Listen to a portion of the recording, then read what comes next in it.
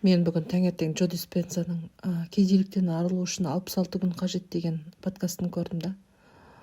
Шынымды айтсам, әлі шок болып отырмын. Барлығы ғылыми түрде дәлелденген да, дәлелденіп айтылып тұрды.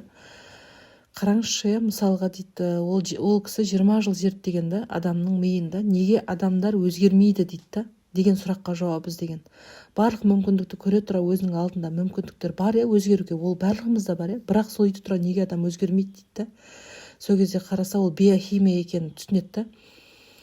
Мысалға, адам ұйқыдан тұрған кезінде кешегіңмен өмір сүреді дейді барлық адам. Өйткені тұрасың, сен кім екеніңді есіңе түсіресің, қандай адамсың, дәл қазір қай жердесің, қалай өмір сүріп жатсың деген есіңе түскен кезде сенің өткен күндегі проблемаң есіңе түседі, соны пережить етесің дейді да.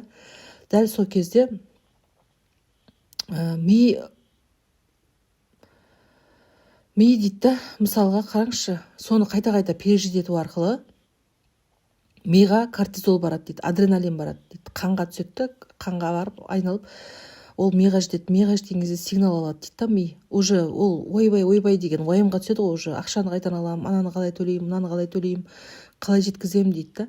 Сол сигнал барған кезде кәдімгі наркоман сияқты, доза іздеген наркоман сияқты сол ощущение қайта-қайта ми іздейді дейді да.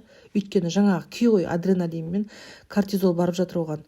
Жаңа бей или беги деген сияқты состояниеде өмір сүріп адам выживанияға үйреніп қалған ғой. Соны талап етеді дейді да ми адамнаншы. Сол кезде ол проблема жоқ болса да ми оны соған тауып береді дейді. Кәдімгі қорегі сияқты, тамағы сияқты соны қайта-қайта пережить ету арқылы, уайымдау арқылы, стресске түсу арқылы соны тауып береді дейді да адамға. Соны дозаны алмайынша ол қанағаттанбайды дейді. Ол 16 сағатқа жалғасады дейді, суткасына. 16 сағат оны пережить етеді адам. 16 сағатқа жалғасады дейді да, суткасына 16 сағат соны сезініп жүреді деген адамшы. Солай кедейліктен шыға алмайды дейді да. Оны Джо Диспенза личность бедняка деп атаған дейді. Кедейліктің тұлғасы, кедейліктің тұлғасы қарап тұрсаң. Негізінде адамға барлық мүмкіндік бар, ол жақсы өмір сүру үшін, жақсыға жету үшін, бірақтан да соны пайдаланбайды дейді, как наркоман сияқты сол ощущениеға, сол күйге тәуелді дейді.